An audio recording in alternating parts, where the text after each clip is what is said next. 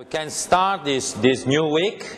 As you know, we have to discuss about one of the hottest topics of the course of private equity, because we have to discuss about regulation. So regulation means legal issues and fiscal issues are really one of the most important topics of this course. But let's come back to the last lesson, because you know I would like to use 1-2 minutes just to summarize everything. Okay? We said when we discuss about legal issues, it's fundamental to distinguish two different stories, the European story and the US plus UK one. We pointed out how it's really fundamental to distinguish the two stories, because in Europe, private equity is a financial service and is supervised. On the contrary, in US and UK, private equity is not a financial service and is not supervised. So it's a tremendous difference, tremendous. Not in terms of business, but in terms of a framework, and at the end of the day, on the risk and return of the investments. The business is the same. You have to invest in private equity, that's it. But the framework is different and the risk and return is completely different.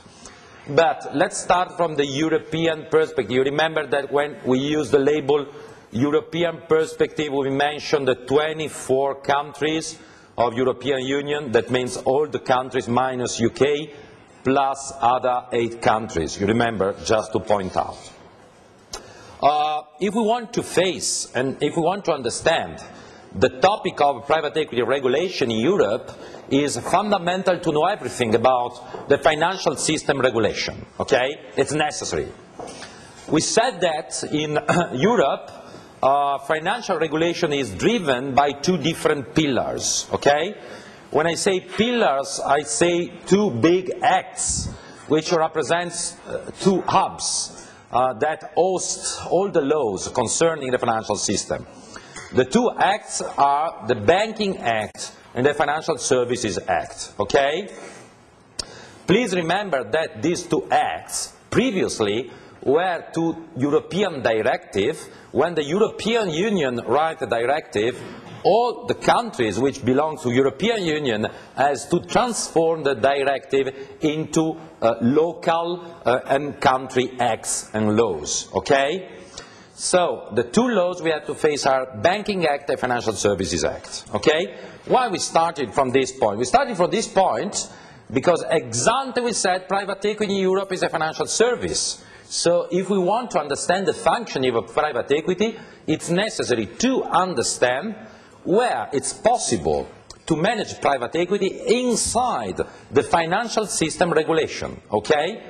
It's not possible to manage private equity out of the financial system regulation. We started the story and we said in the Banking Act is fundamental to understand the 3 different stories. The story number 1, the definition of banking activity. You remember, and we said, okay, banking activity is fundamental, it's quite precious, it's necessary to protect banking activity because it's really one of the tools of functioning of the economic system. Second, we said, who are the players which are involved into the Banking Act, into the banking system? And we said the players which are regulated by the Banking Act are only 2, the banks and the investment firms. You remember? Banks are vehicle with a very specific characteristic. Banks are the only vehicle that can manage banking activity. Okay? And we said, take care, because one of the problems is to decide if a bank can manage also other services or not.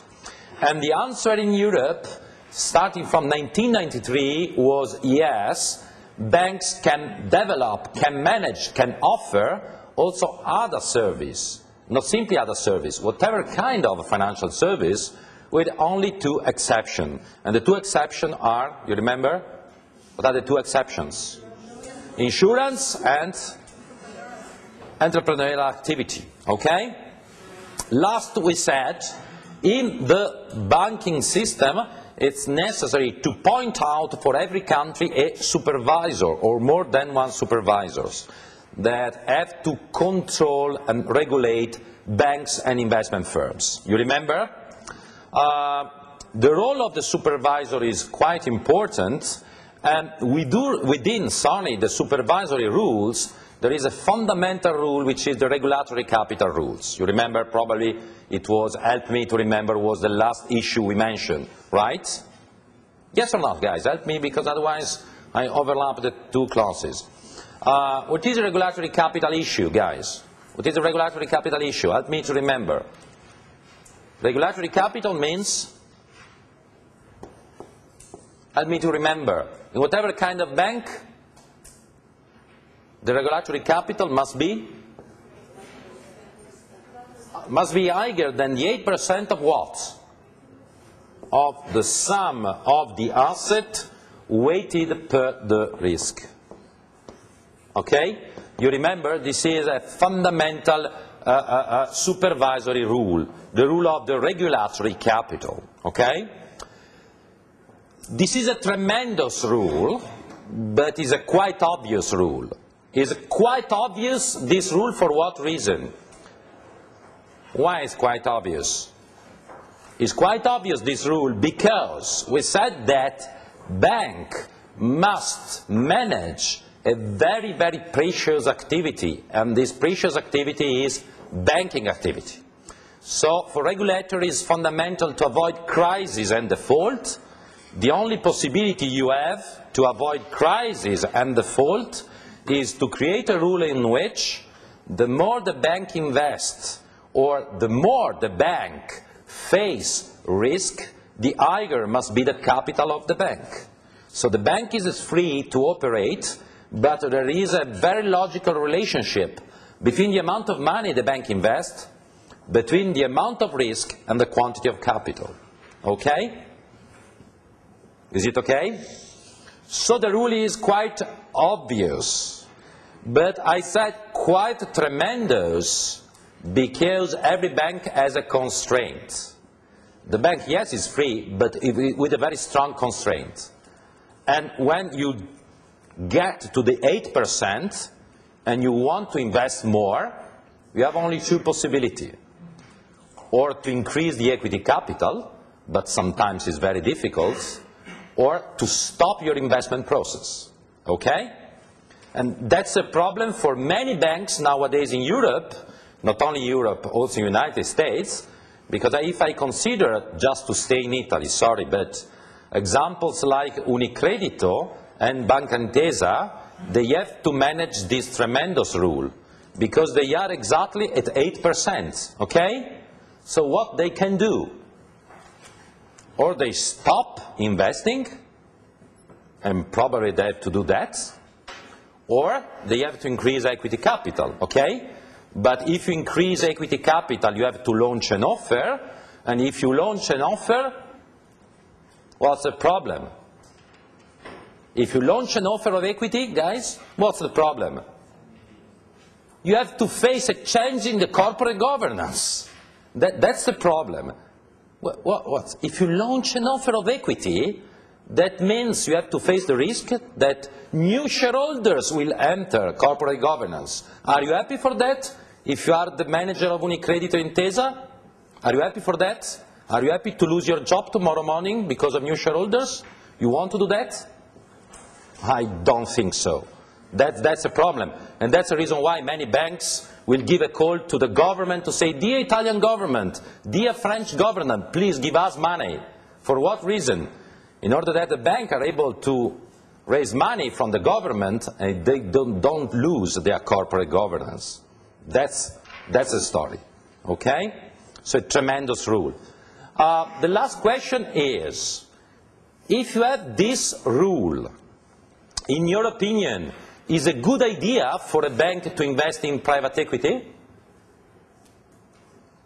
Is a good idea for a bank to invest in private equity? Because please remember that the fundamental question and the reason why we are discussing about these topics is we want to identify what are the vehicles which are used in Europe to invest in private equity. Please remember, we are discussing about this stuff because this is the question, okay? So the question is, a bank is a good vehicle to invest in private equity? No, for what reason is not a good vehicle? Two different reasons. Reason number one? Risk is high. The risk is higher in most of the clusters, okay? In seed, in startup, in early, in distress fight, the risk is not so high, for example, in expansion, okay? But in many clusters, the risk is very high, okay? And if the risk is very high, RC increase. the weight increase and the regulatory capital increase. So this rule probably stop a bit the investment in private equity, but there is also a second reason why the bank probably is not the perfect vehicle to invest in private equity. What's the second reason? Probably it's not so obvious, but please remember. If you have a regulatory capital, every time you invest, you create revenues, okay? Do you agree? If I invest in loans, if I invest in bonds, I create revenues, right? Okay? Are you happy for that? Yeah, but you have a problem. These revenues in a bank are gross revenues. For what reason? Because if you invest, you have revenues, but you have to pay shareholders for the equity capital you are using. So every time you invest with a bank, you don't have gross revenues. You have net revenues, where net revenues are the difference between the revenues you have in the investment and the cost of regulatory capital you are using. Okay? Please, for me, it's fundamental to check this point. If it is not okay, I have to repeat, because it's really a fundamental reason why you have to understand the bank is not the vehicle we use to invest in private equity in Europe, for this reason. So guys, if it is not clear, please ask me and I repeat, but it's fundamental that it's clear. Is it okay or not? Guys, yes or not? If yes, I go on. If not, I repeat. Okay, that's great. The regulatory capital rule is okay? Is it okay? Obviously, we can study a lot this relationship. Probably you need a course in Bocconi, but in whatever kind of university, to understand the functioning of regulatory capital, because you have a lot of problems, how we calculate weight and so on. But I would like that you remember the formula and what is the impact. What is the impact? This is the impact. Let's imagine the balance sheet of a bank, okay? Asset, liability. In the asset side of a bank, what do you find? Investment, where investment of a bank are loans. Loans are investment of a bank. Guys, I need your signal, because otherwise I need immediately to check if you understand. Guys, I need your energy today. Investment of a bank, what are investment of a bank? Loans, first of all. Loans are the financial activities, okay. So, why a bank invests? For sport, for hobby, for what reason? Revenues, okay. Let's imagine you invest in a loan because you want to have revenues, okay. The problem is, this revenue is a gross revenue or is a net revenue?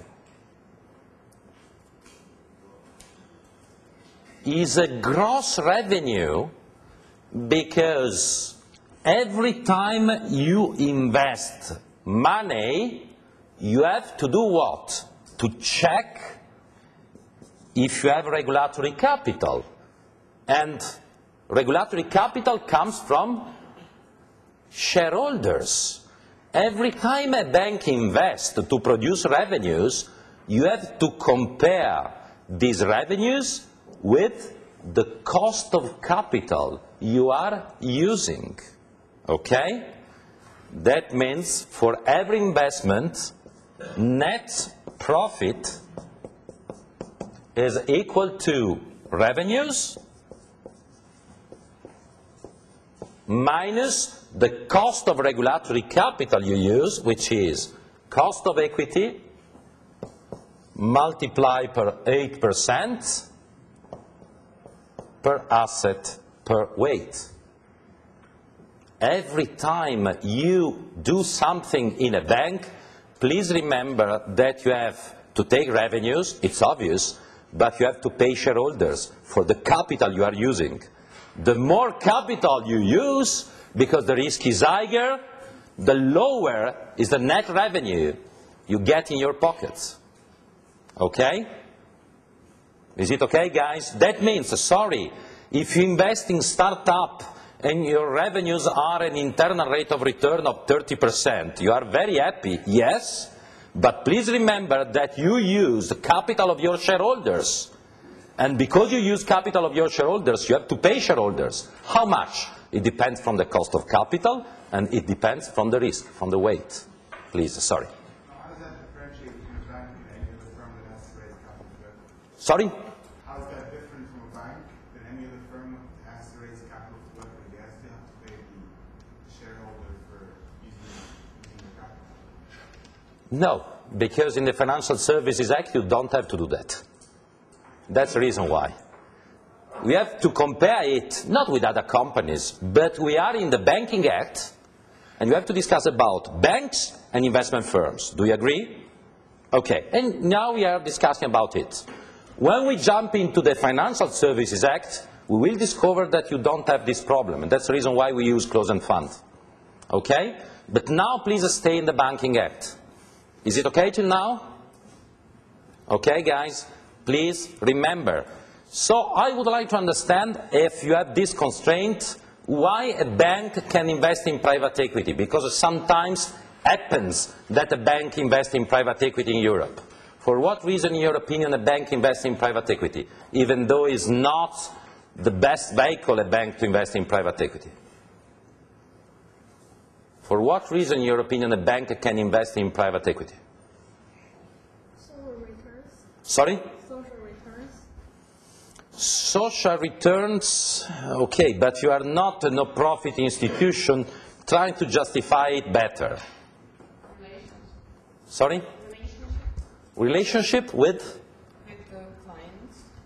Yeah, just to give to you an idea. Let's imagine you are a bank, you stay in a certain region or in a certain area, and the two most important players, the two most important customers, has to face a lot of problems, very common in 2009. Okay? You gave loans to these customers, and if you don't give out the money, there is a risk of default. What you can do? You insert equity. For what reason? Because you want to protect the relationship, you want to protect the social network, you want to protect the money you gave. This is a classical example of private equity intervention of a bank. Okay? For what reason it's very hard that a bank invests in private equity? For this reason. For this reason. Because the risk is very high, and if you want to have net revenue, you have to multiply a lot the gross revenues that you produce from the investments. Okay? Is it okay, guys? Take care that this rule is a general rule for a bank, but even though we have this general rule, we have also a special rule which is written in the Banking Act, which is devoted to regulate the equity investment in the banking system. So this is a general rules which is relevant both for loans and for equity and for whatever kind of investment. But in the banking system, we have also a special law written in the Banking Act, which is devoted to regulate the equity investment in the companies. And so we have to know also this very, very special rules, which is devoted to equity investment for the bank. Okay? Let's give a look to this table. It's quite important because this table specifies rules concerning equity investment in the banking system, in addition with the regulatory capital rules. So take care about it. I would like to write this table, just 2 minutes, but it's really a fundamental rule. So when we discuss about equity investment, concerning the banking system, we have, I'm very sorry, to identify 9 different cases we have to regulate. The 9 different cases are related to the characteristic of the bank and to the characteristic of the constraint we have to apply. So if I consider bank, European Union identified 3 different groups of banks, which are called ordinary bank,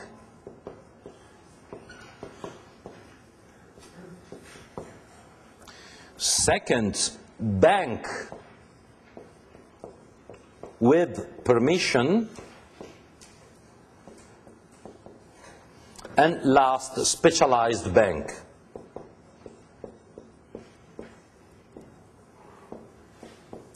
Okay, 3 different groups of bank. On the other side, we have to identify 3 different groups of constraints concerning equity investment. The 3 groups are called concentration cap,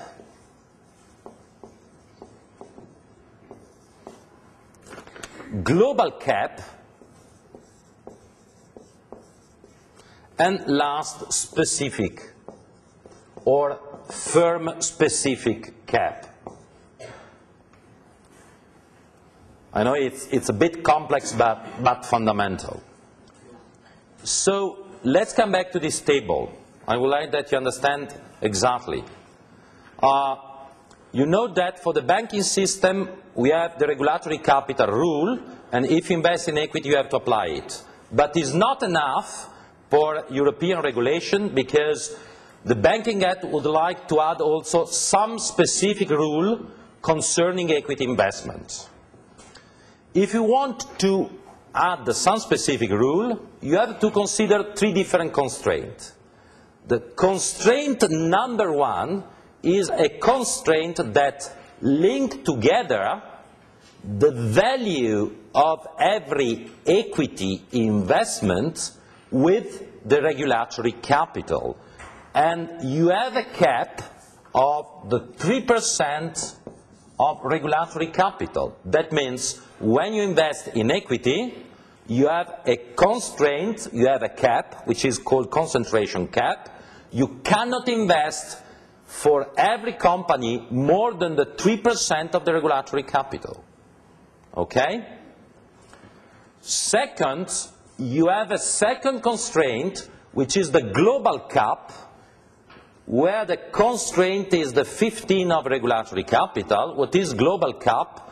Global cap stands for the sum of all your equity investment. So the single equity investment has to face a limit, has to face a cap of 3% of regulatory capital. The sum of your equity investments has to face a limit of the 15% of the regulatory capital. Okay, guys? Is it okay? Till now, is it okay? What's the sense? The sense of this rule is to say, okay, we have a general formula for regulatory capital, but we consider that equity investment is very risky. We would like to insert other constraints, and let's insert these 2 specific constraints. The higher is your regulatory capital, the better it is for you, because these constraints are not very strong. On the contrary, if your regulatory capital is very small, these constraints are tremendous for you. Okay? But take care, I don't want to see till now this last column, okay? Let's forget it for a couple of minutes. But European Union says, okay, these 2 constraints stands for ordinary bank. That means for whatever kind of bank. But we can identify a second group of banks, which are called banks with permission. Banks with permission are banks with a regulatory capital which is higher than 1 billion euros. So banks with permission are banks where regulatory capital is higher than 1 billion euro. Okay? In this case, the 2 constraints are weaker because these constraints became 6% of regulatory capital, and the second one became the 50% of regulatory capital. okay? So if the size of your bank is higher than 1 billion euros, so these constraints are weaker. Last, we have also specialized bank. Specialized bank are banks with permission, that means with the regulatory capital which is higher than 1 billion euros, but in addition, more than the 50% of their liability are medium-long term. So specialized banks are banks with permission, but in addition, more than the 50% of their liabilities are medium-long term. Okay? Because we are in Italy, just an example, the Italian bank Mediobanca is a specialized bank, okay? Because regulatory capital is higher than 1 billion and more than the 50% of the liabilities are medium-long term, okay? In this case, the constraint became the 15% of regulatory capital in this case and the 60% in this case, okay? Is it okay, guys? Take care of the last surprise. The last surprise is the last column. The first two columns, concentration cap and global cap, are calculated considering the amount of regulatory capital of the bank, right? The last column is calculating, using as a parameter, the equity of the company in which you invest, okay? The last column uses as a parameter the amount of the equity of the company in which you invest, okay?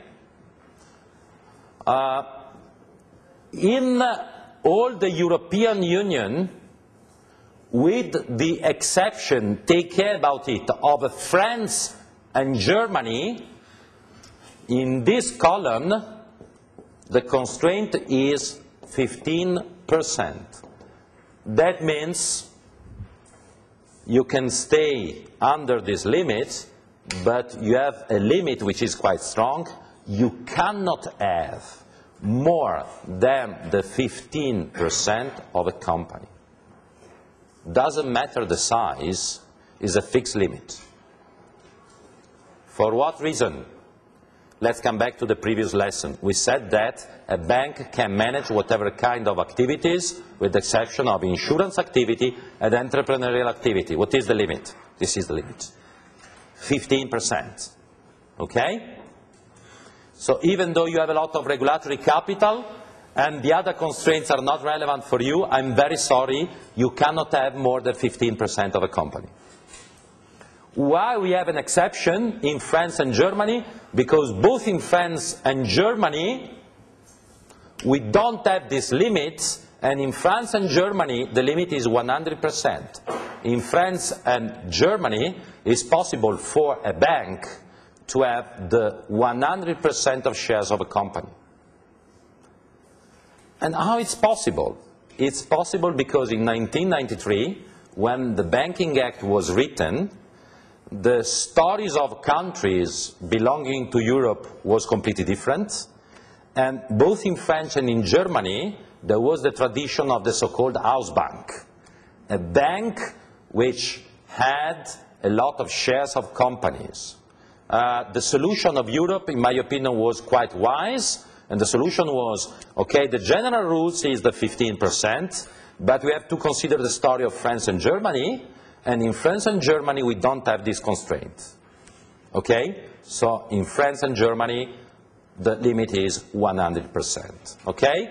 With pros and cons that I hope you perfectly understand, that you are more free, you can invest better, but the risks are higher, because when you have the 100% of the company, the risks are higher, okay?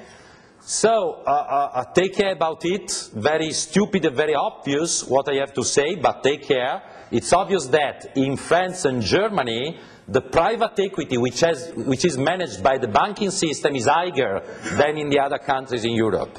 For what reason? Because we don't have the last column. We don't have the last column. Okay? Okay, guys? Questions about it? Is it okay? What we have to do concerning the Banking Act? We have to mention the last vehicle. The last vehicle is, what is the name?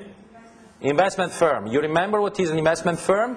An investment firm is a financial institution that can manage whatever kind of activity of a bank, with the exception of the banking activity. So an investment firm can do exactly the same stuff, the same thing of a bank, but an investment firm cannot manage banking activity. That means an investment firm can give loans, but it cannot raise money through deposit, or on the contrary, an investment firm can raise money through deposits, but it cannot give loans. Okay?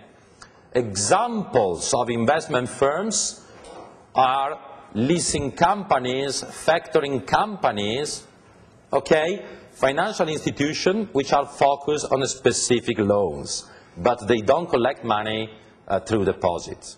Okay? Is it okay, guys? An investment firm obviously can manage private equity. Okay?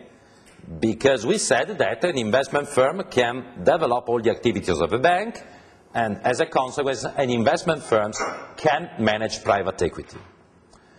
Considering investment firm, take care about it because it's really one of the core for private equity. Inside the Banking Act, we find 3 different categories of investment firms which are called 106 Group, 107, and 122. Considering investment firm, we have 3 different groups of investment firms. These 3 groups are identified with a number because it's the number of the chapter of the banking law, okay? So we have the 106, the 107, and then 122 group, okay?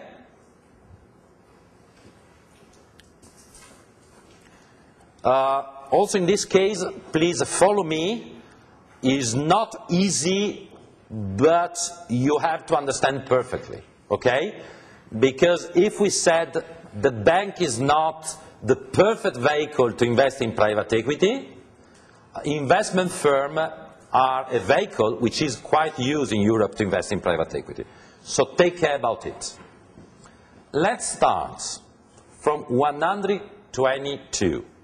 When an investment firm is registered as 122, an investment firm is registered as 122 when the activity of the investment firm is captive and you don't use deposit. I repeat, an investment firm is registered as 122 when the investment firm is captive and when you don't use deposits.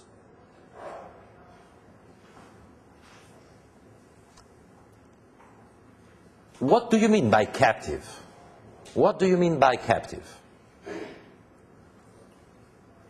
An investment firm is captive when the shareholders are the same of the investor. An investment firm is captive when the shareholders are the same of investors.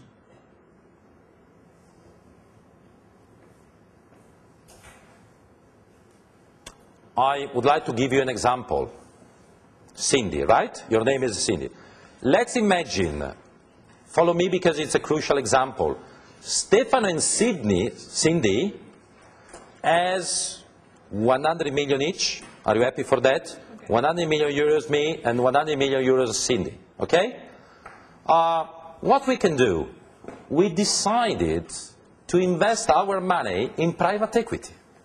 Okay?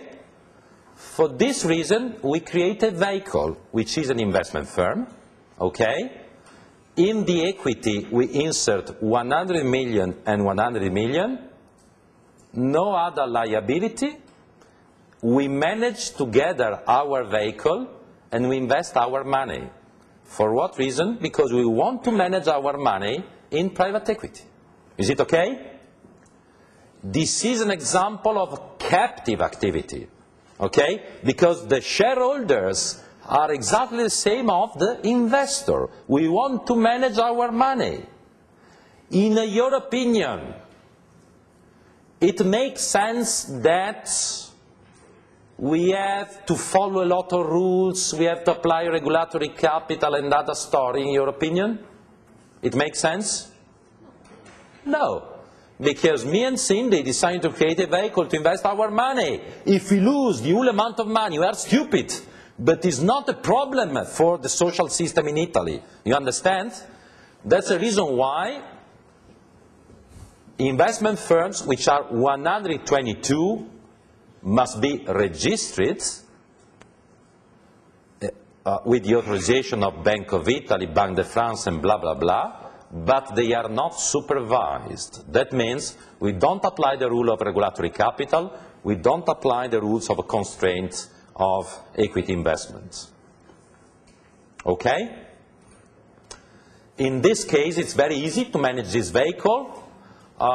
Just to have an idea, because when you stay in the classroom, you don't have any idea about the numbers of vehicles. You know, for example, in Italy, but more or less in France and Germany, how many investment firms? 122 we have. How many, in your opinion?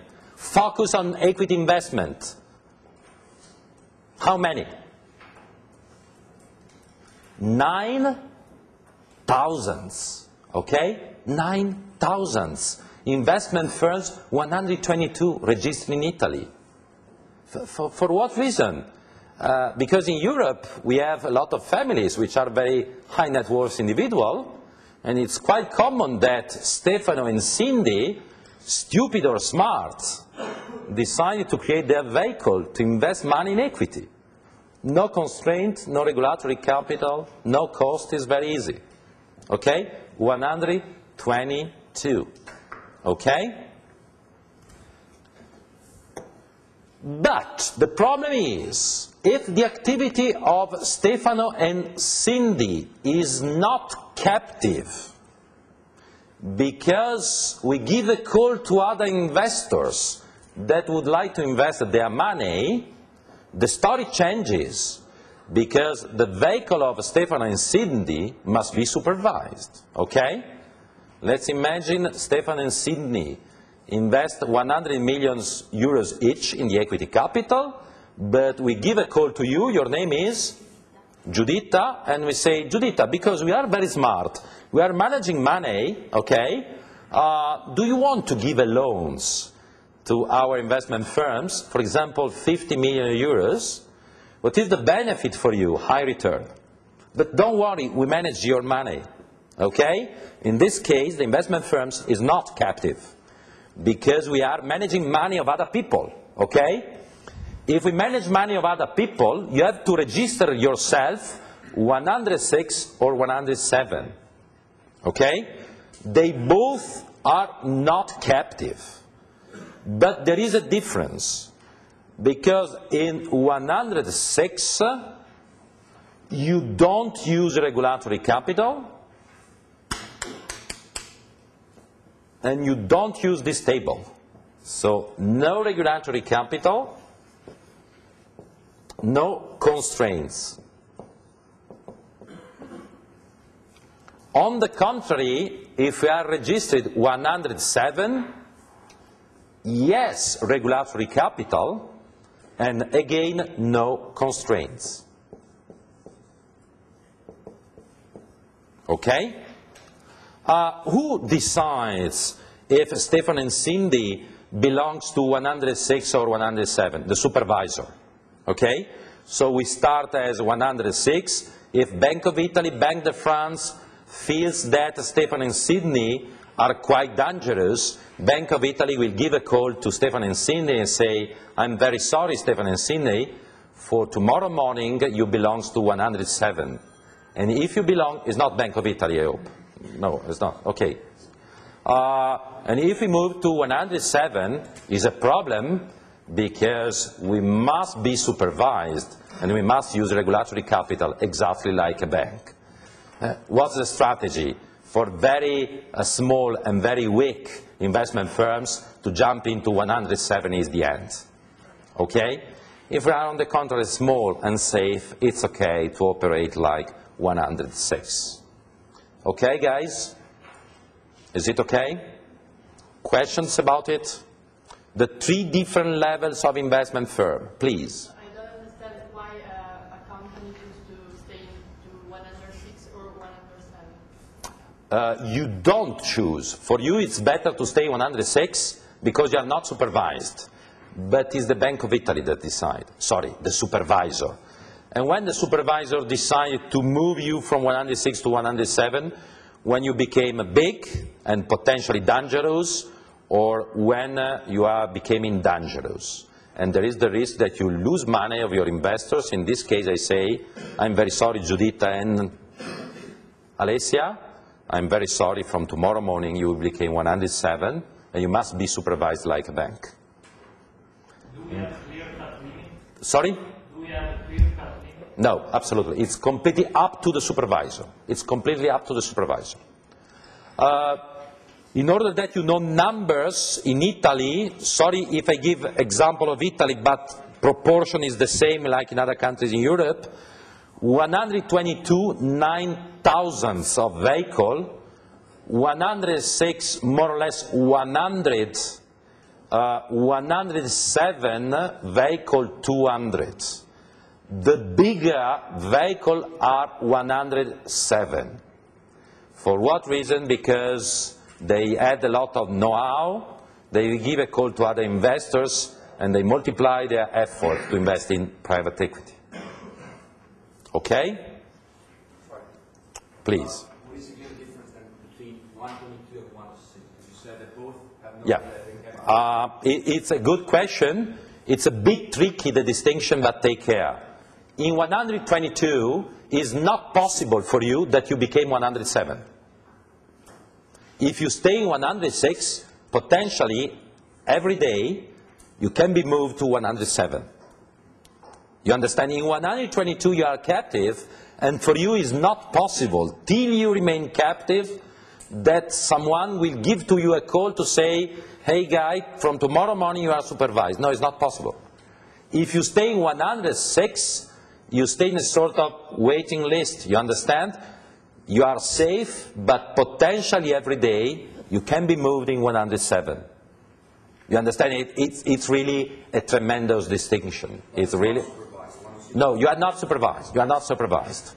But potentially, when you became bigger or you are not so safer, you can be moved to 107. Okay? Do you understand the difference? It's quite tricky, but absolutely relevant. Okay? Is this a European rule or like a global thing? Sorry? Is this a European? Yeah, absolutely. No, not global. We are discussing about Banking Act, which belongs to the European Union. So our focus is 32 countries. Please remember, 32 countries. So a lot of countries, but 32. Yeah. If you're 106, you can take any types of deposits, or?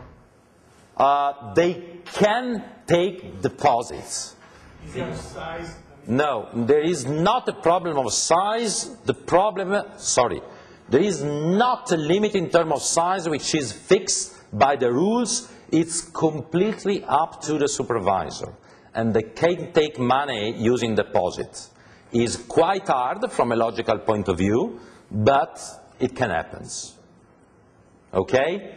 Just to give to you an example, because otherwise you don't have the feeling of what happened in the real world, just with a very stupid example, but in order that you understand.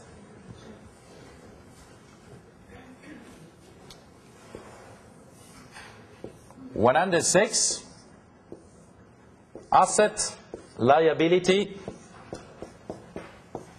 equity, and debt. Okay? Equity. The two shareholders are Stefano and Cindy. Okay? Is it okay? Is it okay? For what reason we decided to create this vehicle? Because we want to manage our money and to invest those money into private equity. Is it okay? Obviously, if Stefano and Cindy are quite smart, and everybody knows Stefano and Cindy, probably tomorrow morning some investor will give us a call to say, Stefano, Cindy, do you want to manage also my money? Because I know that you are quite smart. Many private equity managers say, no, we don't want to have other investors, okay? We want to stay captive because we want to invest our money. Thank you very much. But obviously, most of the private equity managers became very proud, and they say, dear Giuditta, it's okay, it's fine. We manage also money for you. Please, give us money through that because we issue bonds or you give us special loans. What's the challenge? The challenge is we don't manage simply our money, which was given by equity, through equity, but we manage also the money of Giuditta that was given through debt. Okay? Obviously, we write a contract in which the interest rate we pay to Giuditta, for example, is linked to the performance of private equity investment. Okay? The more we create value, the higher is the interest rate we give to Giuditta. Okay? But let's imagine we don't have simply Giuditta, but we have other 100, 200, 300 investors that starts giving us money. Tomorrow morning, Bank of Italy will give a call and say, Stefano and Cindy, you are quite smart. It's better that you became 107 because too many investors are involved in your business. It's better that you are supervised. And to be supervised means regulatory capital, a lot of rules of compliance. We must have a board of directors, a lot of controls, and blah, blah, blah. For what reason? Because it's better that investors are safer. Okay? Is it okay, the stories? Okay? Questions about it? Questions about it? Okay?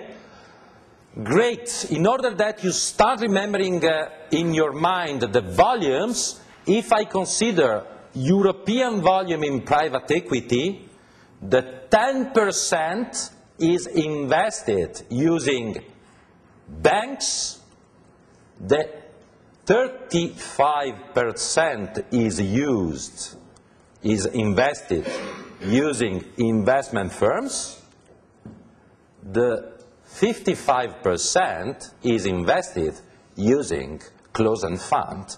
We have to discover now. Okay? 10% banks, 35% investment firms, 122, 106, and 107, and 55% closed-end fund.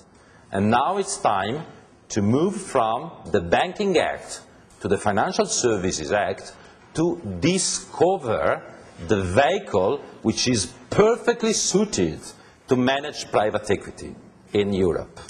Okay? Questions about it? Other questions? Is it okay? Please take care when you will study this topic. Try to remember, okay, special rules concerning banks. Try to remember that why a bank is not a vehicle which is suited for private equity. And try to remember why investment firms captive are a good vehicle to manage private equity. Please remember these issues, okay? Let's move to Financial Services Act, okay? Let's move to Financial Services Act.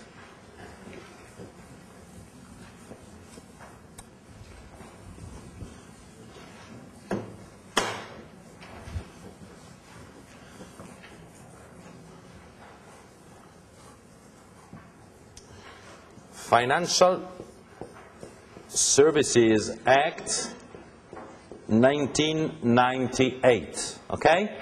The other pillar of financial system regulation in Europe.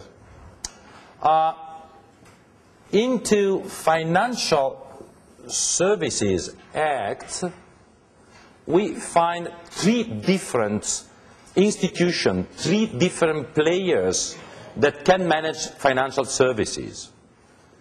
The 3 players are named, you know the names we mentioned the last lesson.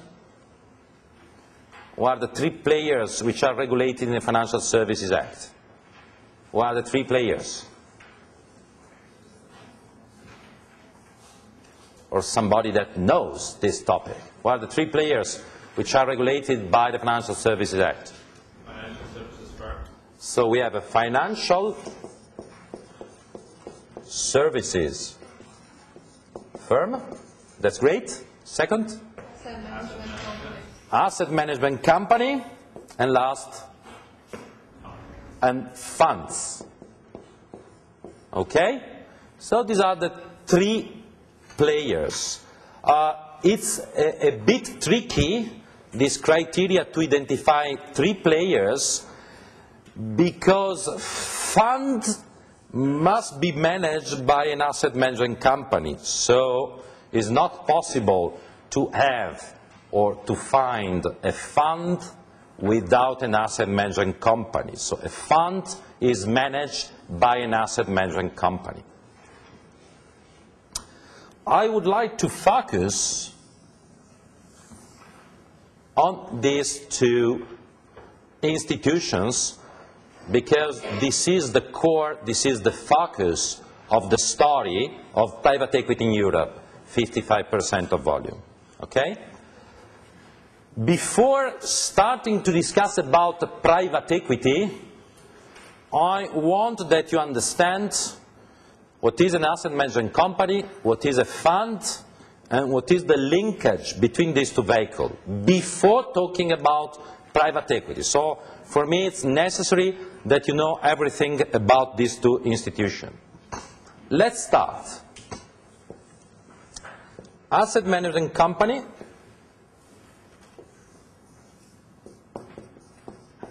and the fund.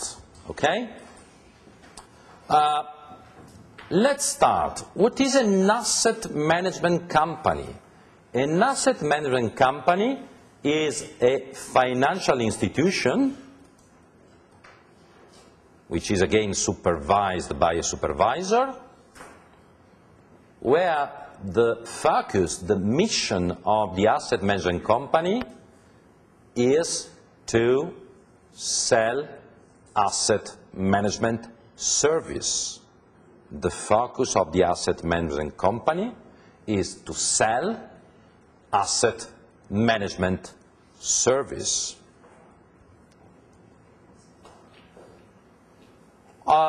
What are, in your opinion, asset management service? What are asset management services? We have 2 groups of asset management services, also from a logical point of view.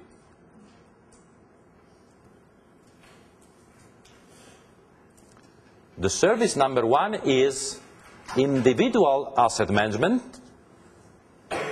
That means, let's imagine, Giuditta, do you help me in this lesson? That's great. Are you happy? I do imagine. Okay, let's imagine Giuditta is an asset manager. Okay? I go to the company of Giuditta and I say, Giuditta, I have 1 billion euros. I would like that you manage this amount of money on an individual basis, because I would like to have customized service from you, okay? So I don't want that you use this money and you invest together with the money of other investors. This is an individual asset management service. Is it okay? The other story and the other asset management service is asset management through fund. That means Giuditta doesn't manage the money of Stefano on an individual basis, but Giuditta says, dear Stefano, please insert your money in a fund, and I manage your money with the money of other investors.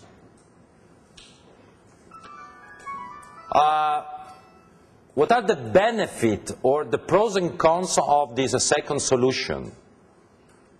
Because from a logical point of view, customized services are better, but why we can use also a fund? What are the benefits? What are the pros and the cons to use a fund, to invest money? What are the pros and the cons? For Stefano, to invest in a fund not on an individual basis. What are pros and cons? There are much money to invest, That means? and the risk is You benefit? No. In some countries taxation, but... You can diversify. Sorry? You can diversify. Yeah, you diversify better. Because you benefit from an higher diversification, okay? Because even though you have €1 billion, Giuditta is quite smart, but the limit of diversification is the size of my portfolio, you understand? On the contrary, even though you have €1 billion, but Giuditta invests my money with the money of other investors, and the portfolio of Giuditta, which is in a fund, is €100 billion, my diversification is higher. So it's the fundamental pro to use a fund. Other pros to use fund, one of your colleagues mentioned before transaction cost. The transaction costs are tremendously lower because I use a portfolio of a big amount of money, so transaction cost and also my negotiation power is higher, okay? Because one story is to have 1 billion, another story is to have 100 billion euros, okay? And the cons to use fund? And the cons to use fund? What are the cons to use fund? The service is not customized. Even though I have €1 billion, I'm very sorry, but the asset management company doesn't give us a customized service because our money are invested all together with the money of other investors. Okay? Is it okay, guys? So in this second story, the asset management company is the only financial institution that has in charge the responsibility to manage a fund, where a fund is an amount of money, where the amount of money is collected from the investors, and the asset management company manage this tremendous amount of money in the interest and for the investors. Okay? Is it okay? So the asset management company invests this amount of money for the benefit and for the interest of the investors. But the asset management company is not investing their money. Okay? The asset management company is not investing its money. It's investing the money of other people. Okay? And in life it's better to invest money of other people. Do believe me. Why you do that? Why the asset management company do that? No profited goals? Social benefits? For what reason? The asset management company developed this kind of service. Advisory fees. You do that because you want to have fees, okay? It's a different story from bank and investment firms. In banks and investment firms, you invest in private equity because you want to have a return from the investment. In fund story, the asset management company manages money of other investors because the asset management company would like to have the fees. And also because the asset management company has no regulatory capital. Because the asset management company is investing money of other people, not my money. Okay? Do you understand the difference? It's okay, the difference? Is it okay, the difference? Sorry, just 2 minutes about your knowledge about regulation of a financial system, and after 2 minutes we start to discuss about the topic of our course, that means how we can use this vehicle to invest in private equity. But just 2 minutes because it's important. Considering the Financial Services Act, we find 2 different groups of funds. What are the 2 groups of funds we find into the Financial Services Act? What are the 2 groups of funds? We have 2 groups, 2 categories of funds. Open-end and closed-end fund. So fund can be open-end or closed-end. What's the difference between open-end and closed-end fund? What's the difference? When a fund is open. A fund is open when? You can invest and withdraw money at any Sorry? time. When you can invest and withdraw money at any time. A fund is open when investor can enter and exit from the fund without any constraint. Exactly what you mentioned. So investor can enter and can exit from the fund without any constraint. That means the access to the fund is free, but also the size of the open-end fund is floating. For what reason? Because every day you can have new investors, and in other days you can have exits. Okay? Is it okay? For this reason, typically, open-end funds are a good tool, a good vehicle for retail people to invest their money. Okay? No constraints, no timing. You can invest also 10 euros in an open-end fund and you can exit tomorrow morning. It's a typical retail tool. Okay? Closed-end funds, on the contrary, are completely different because in closed-end funds you cannot exit and enter. You can enter only in time zero and you can exit only at the end of the fund. For what reason? Why it's interesting to have a closed-end fund? If you have, if you want to invest in a firm that needs, usually like seed financing or something, it's a long term and you cannot withdraw money whenever you can. The purpose of the closed-end fund is very clear. The closed-end fund is not floating, but you can enter in time zero and you can exit only at the end, because probably the closed-end fund invests in companies which are not listed in the stock exchange, in which the risk is very high, and the fund needs time to produce value. If tomorrow morning you want your money back, for me it is not possible to invest in seed, startup, and other clusters. Okay? That's the story of closed-end fund. The story of closed-end fund is not designed by the European Union by chance, but European Union created the closed-end fund exactly for the business of private equity, in order that investors invest in a fund in time zero, they wait for 10 years, 15 years, we'll see, and at the end, we hope that you will have a lot of internal rate of return, because the asset management company was very smart. Okay? This is the story of closed-end fund and private equity. Questions about it? Is it okay? Now we have to discuss about it. That means, okay, now it's time to discuss about asset management company and closed-end funds, which are the leading vehicle, the leading solution in Europe to invest in private equity.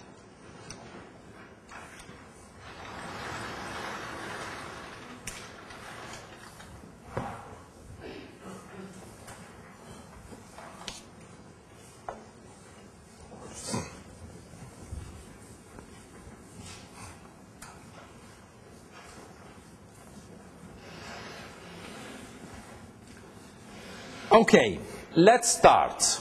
I would like to identify a sort of roadmap to understand the rules of asset management company and closed-end funds. We have to spend a lot of time, more or less I think we need an hour to discuss about it, because to understand the functioning of asset management company and closed-end fund means to understand everything about private equity. So we need really time to understand the functioning of these two vehicles. What is the roadmap? What is the plan I would like to face with you? First of all, very easy, I would like to understand everything about the characteristic of an asset management company managing a closed-end fund. Okay? This is the point number one. Okay, we want to understand everything about an asset management company managing closed-end fund. Second, and is not easy and is not quick, we have to understand everything about the closed-end funds. And step number 3, we have to understand everything about the linkage between asset management company and closed-end fund, where the linkage means, okay, we have to understand everything about costs and revenues, because we want to understand what is the advantage for the investors to invest in a closed-end fund, that means their return, and we want to understand what is the return also for the asset management company. Okay? So this is the story we have to face. Asset management company, closed-end fund, and the economic linkage between closed-end fund and asset management company. To understand this linkage better, in the next section we have also to use a software where it's possible to calculate the impact and the sharing of revenues between the investors in the closed-end fund and the managers in the asset management company, because it's really the fundamental issue. But let's start with the asset management company. Sorry if I'm a bit boring, but I would like to repeat. Now we'd like to discuss about the characteristics of an asset management company managing a closed-end fund. Because the characteristics of an asset management company managing open-end funds are completely different. For what reason? And in your opinion, characteristics are more complex for open-end or for closed-end fund? And for what reason?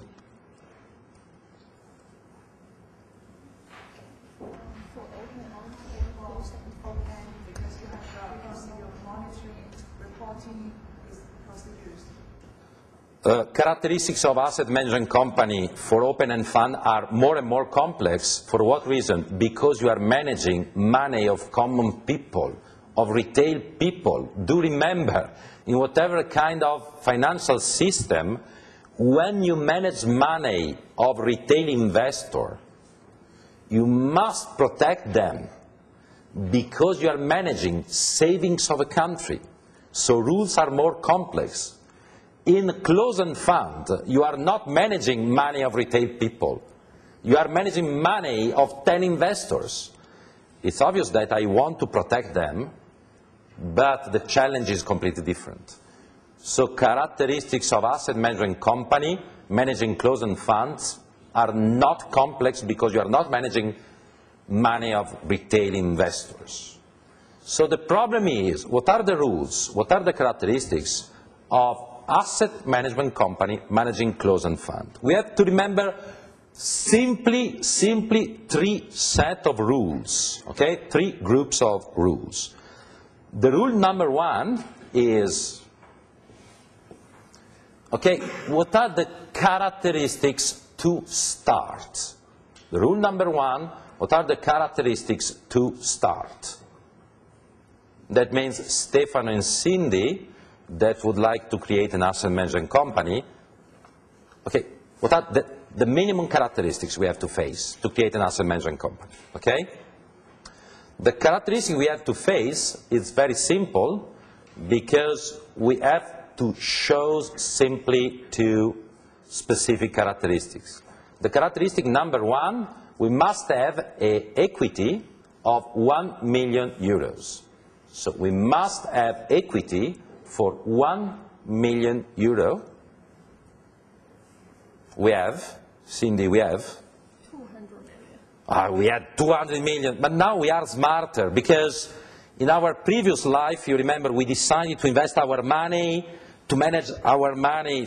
In this case, we use 1 million and we manage money of other people. It's better, believe me, okay? We don't risk our money, we invest money of other people, we take the fees better. What do you say? If you say no, I change my companion, okay? Okay.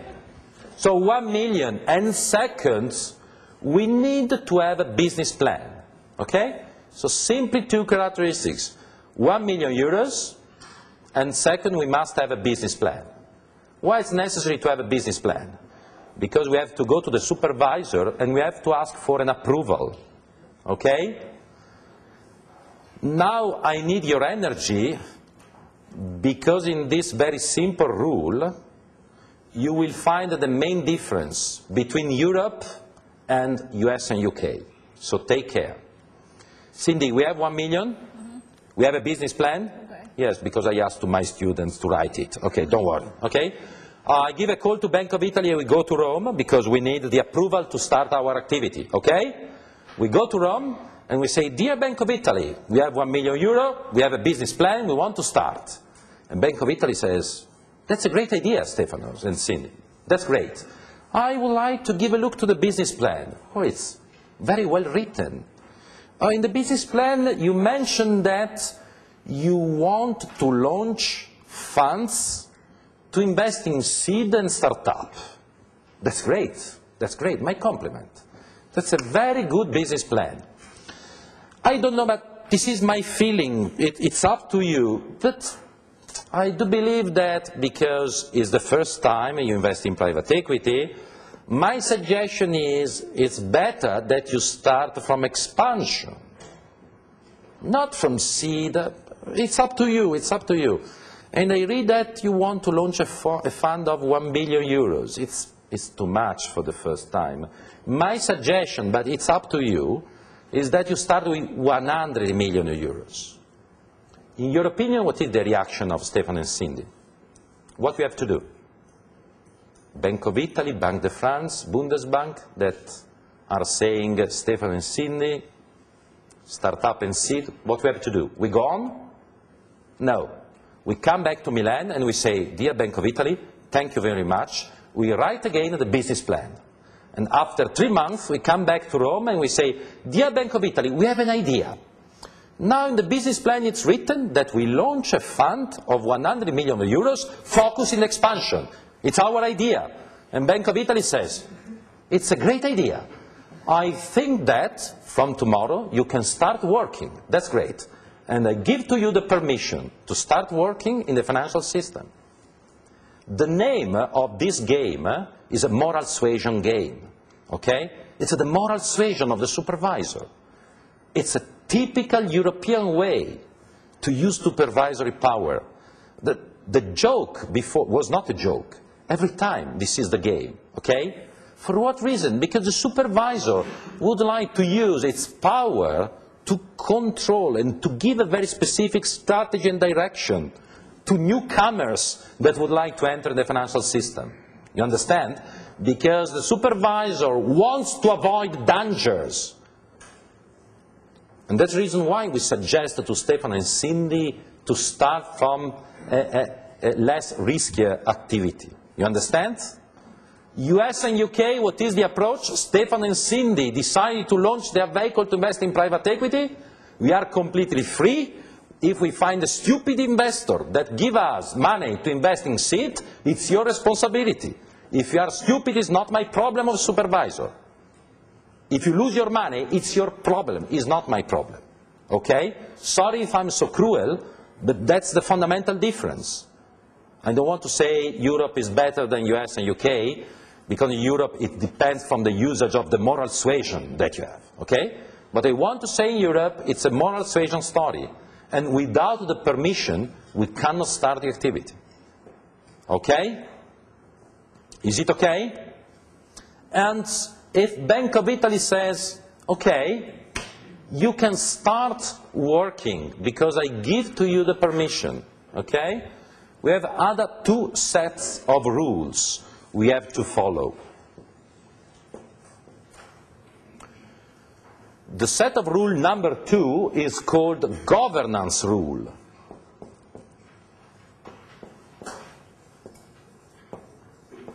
What does it mean, governance rules? Governance rules means that the asset management company must have a board of directors and a management team where the people belonging to board of directors and management team have a strong CV and are able to show characteristics of honor specific skill in private equity industry and a long story in the private equity industry. It's not enough that Cindy and Stefano decided to launch an asset management company, but Stefano and Cindy must be able to create a board of directors in which the member of the board of directors show a very long story of private equity, they show honor, and they show very great capability in working in private equity sector. What's the reason of it, in your opinion? What's the reason of it? If Stefano and Cindy are not able to create a board of directors where directors are quite strong, this is a signal that Stefano and Cindy have no reputation in the private equity sector, and this is a demonstration that it's better they don't start the activity. On the contrary, if we have very high reputation, we are very strong to create a board of directors in which directors have a very strong CV and they have a very strong knowledge in private equity sector. If we don't have, it's not possible to start. And the check of the characteristics is again driven by the supervisors. And if the supervisor says, I'm very sorry, you don't have managers and you don't have high reputation directors, I'm very sorry, you can't start. Okay? The rule number 3, so rule number 1, the minimum threshold, the minimum characteristics to start working. Second set of rules, corporate governance rule. And the rule number 3, is the most important, is the rule of commitment. The rule number 3 is the rule of commitment. Okay, Stefano and Cindy created their asset management company vehicle. That's great. They were able to have a very strong board of directors, they have a very strong managers, and tomorrow morning they start to invest your money. It's not so safe, because if we are not involved in the investment, we can multiply the risk in order to have an advantage and to have a greater quantity of fee, but it's very dangerous. You understand? What is the solution to stop this very dangerous loop between the asset management company and investors? Is to insert a rule of commitment, where the rule of commitment is every time the asset management company manages a fund, the asset management company has to invest at least the 2% of the money of the fund. Every time we launch a fund, we have to invest at least the 2% of the value of the fund. This rule complies for funds launched in the European Union? Yeah. We are talking about European Union now. I don't understand your question. No, because I was thinking about like since the majority of the funds are like in offshore countries. Yeah, but now we are talking about European Union. The problem next session we will to discuss about US, UK and other countries. Now we stay in Europe. Okay? You understand the rule? The rule means if Cindy and Stefano would like to launch 1 billion euros fund because we want to have a lot of fees, we have to invest how much? 20 million euros. If Stefano and Cindy don't have 20 million euros, we are very sorry, you cannot manage a fund of 1 billion. You have to reduce the size, okay? So it's a fundamental rule to create a commitment, a linkage between the fund and the asset management. In order that the asset management company manages money of other people, but they face also risk, because they invest also their money, okay? How much? The 2%, okay? It's obvious that the asset management company is free to invest more, and generally is a good signal for the investor if Stefano and Cindy says, we don't invest simply the 2%, we invest the 10%. It's a good signal for investors because the signal is they really believe and the funds, they don't simply manage the money of investors, but they want to invest their money too. It's a good signal. Okay? This is the story of the asset management company. Please remember one rule, which is fundamental in Europe. The rule is the home country control rule. What does it mean, home country control rule? If your asset management company took the permission to start working in a country, because we stay in Italy, Stefano in Sydney had the permission from the Bank of Italy, the asset management company of Stefano in Sydney is free to work in whatever country of European Union. Okay? And we are supervised, home country control principle, from the authority that gave us the permission to start working. So we had the permission in Italy, we can work and offer our services in 32 countries in Europe, and we are supervised from Bank of Italy. It's the home country control rule, which is characteristic of European Union. Okay? Now the problem is, let's move to the understanding of the functioning of the closed-end fund.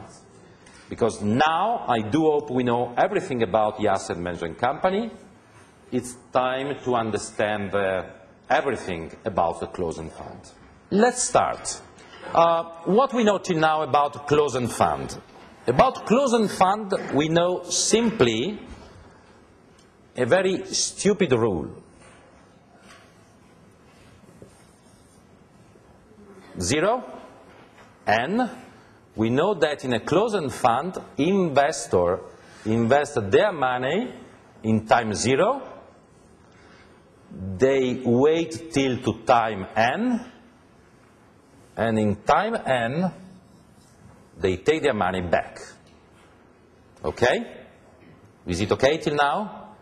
This is the story of a closed-end fund. Why there is this difference between 0 and N? Because we have to give time to the asset management company to invest your money into different clusters of private equity. Seed, startup, turnaround, okay. It depends from you. Is it okay till now?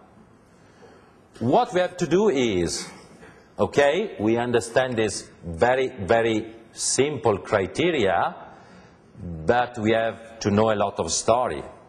For example, what is the size of a fund? Is free? Or second, investors has to give money in time 0, and that's enough? That means I give a call to you and 8 investors give me money today? How long is the time N? We are free to fix it, or there are some rules? And what happens in time N? Exactly in the time N, you have to come back in this room and I give to you money? There are some protections for you, because you have to wait for a lot of years. So we have to understand a lot of stories behind the closed-end fund, okay? So let's start to understand what is the functioning. Time 0 and the amount of money, okay? The asset management company, every time decides to launch a fund, has to ask a permission to the supervisor.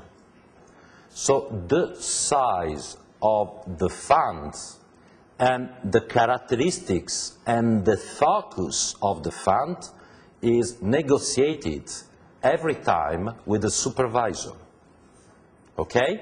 So if Stefano and Cindy decide to launch a fund of 300 million euros, which is devoted to startup, we must have a permission from the supervisor. And if the supervisor says it's not time to do that, we cannot launch. If the supervisor says 300 million euros, no, it's better 200 million, it's 200 million euros. So it's a negotiation with the supervisor. Okay? In the very day in which we had the permission to start the launching of the funds, we have 1.5 years to collect money from investors. So before time zero, we have 1.5 years. This lag of time is named fundraising time. The time between minus 1.5 years and zero is called fundraising time. Is the time we have to collect the amount of money we had the authorization, the permission from the supervisor. The time zero starts when we get to the amount of money. So if Stefano and Sidney are very smart and we collect money into 2 days, after 2 days we stay in time zero.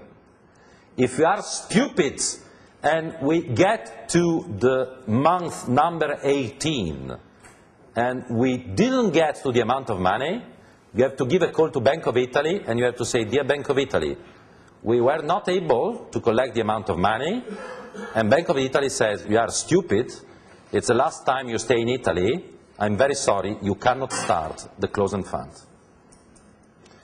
It never happens because after 2 or 3 months, if an asset management company has the feeling that it's very hard to get to the whole amount, the asset management company gives a call to the supervisor and says, dear Bank of Italy, our feeling is that after 2 months it's very difficult to collect money, I want to stop the process.